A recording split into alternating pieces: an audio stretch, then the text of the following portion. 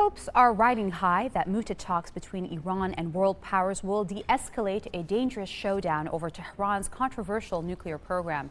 According to Israeli Prime Minister Benjamin Netanyahu, Israel considers Iran a threat to its very existence. Joining us now to talk about the possible repercussions of a preemptive attack on Iran is As-Salam Party President Roger Edde. Welcome, Mr. Edde. Thank you. So I want to ask, if Israel attacks Iran, what do you think the repercussions are on the region and especially Lebanon? I expect Israel to attack Iran in the fall. I was expecting it to attack in the spring, but the meetings between President Obama and Prime Minister Netanyahu led to the swift sanction, that unprecedented, terrible sanctions to the banking system in Iran, giving that sanction a time to force the Iranians to the negotiation table seriously. Because Iran has been negotiating with the West since 2003, and it was negotiation for negotiation, art for art. The time now is for either a decision by the Iranian leadership to give up its nuclear program, its military nuclear program that the world suspects it has, or to expect a large confrontation. So you think if you think this negotiation is not going to work, it's going to fail? You know, it has not worked until now. You never know with the Iranians. Yet, what I expect is if those negotiations do not end soon, it means in the next months, in a clear agreement between the international community and Iran that is reassuring to Israel, not reassuring only to the international community.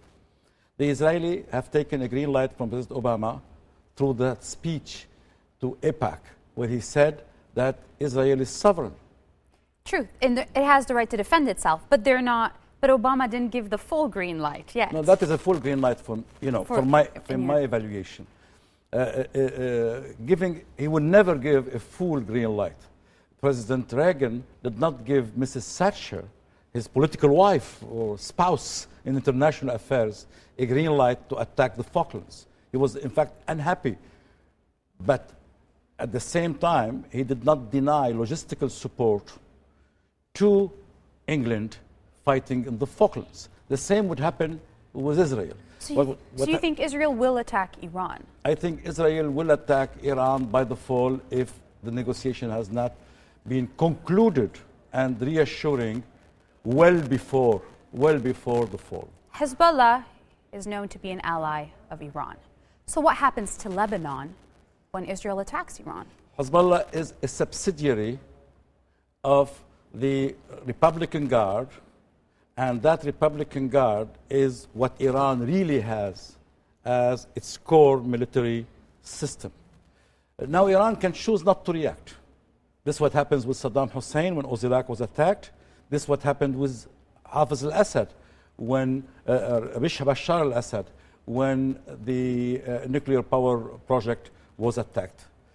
In the case of Iran, it's difficult for an absolute power like the Iranian power that has inherited an empire with people in Iran who support the nuclear option even when they are opposing the regime, because they have that culture of imperial Persia. So for them to be denied nuclear power is unacceptable. They're going to retaliate? That means for the regime in Iran to give up on the nuclear option is giving up on its image as a power that is exceptional, that is imperial. That's what the Persians want. It's very difficult for a regime like this one to give up on that absolute power and not collapse as an absolute power regime. Are you saying they will retaliate? I think they will retaliate by forcing Hezbollah to act. I don't think the political leadership in Hezbollah is interested in opening the front with Israel. But the military machine of Hezbollah is not led except by Qasem Soleimani who is the head of the Iranian formation that conduct the international operation of the Republican Guards in Lebanon and elsewhere. This is why I expect Iran to react not only in Lebanon, but to react in Iraq, to react in the Gulf. It means that war will widen and turn to be the first 21st century world war. Iran would lose it, but it will be very costly for international peace and order in the region.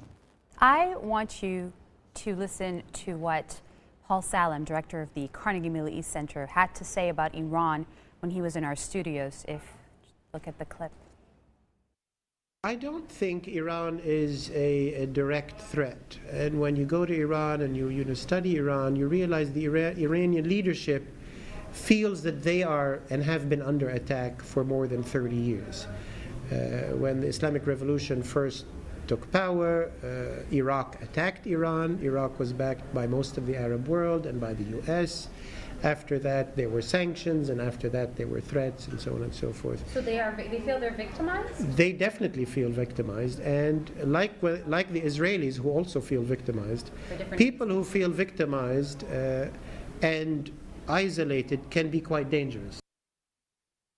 Are the Iranians victimizing themselves? I think the third world enjoy the feeling of victimization. We are victimized, the Palestinians are victimized, the Iranians are. Who does not feel he is not a victim if he is in the third or fourth or fifth world? And that feeling of victimization comes from that feeling of lack of participation at world order in the decision-making process. Even the Europeans, the French, when the Soviet Union collapsed, felt victimized because they felt that the sole power that was remaining, the US power, conducting preventive war, is acting without any consideration for second-rate power. But the issue of victimization does not change the basics. The basics, Iran would not be allowed under any circumstance to have a nuclear capability. Because the mistake committed in 1946 by the US leadership has been studied by scholars, that being the cause of the Cold War. If Stalin would not have been allowed to build nuclear power, and America had the means at that time to not allow Stalin to develop nuclear power, the whole cost of the Cold War would have not occurred, neither for the Americans nor for international peace. This is why Iran would not be allowed, because Iran is playing the role the Soviets tried to play for at least half of a century. I want to end with one last question about Syria. As you know, Kofi Annan was in Syria, and Syria is an ally of Iran. And we cannot talk about the Middle East without talking about what's happening with Syria right now. So what are your opinions? No, first, concerning Kofi Annan mission, Kofi Annan is definitely an accomplished diplomat, representing, which is interesting, not the President of the United States of America, but the Secretary General of the UN. That is a change in the appearances of things. His mission, in fact, is relevant and helpful if it leads, as I expect, to a resolution within the next 10 days that mandate stopping violence in Syria.